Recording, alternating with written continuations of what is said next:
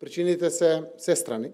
секако и тоа што беше присутно во јавноста, но многу често се и практични, нереализација на капитални инвестиции, блокирање на одредени процеси, замерка од меѓународните институции за водењето на одредени процеси, некогаш недоволната транспарентност, некогаш недоволното почитување на заклучоци и упатства на владата, како владени институции за нивно спроведување, некогаш послабиот менеджмент за одредени институции за финансиско стабилизирање на самите институции и нивно зајакнување, така да се повеќе. Причините, реков,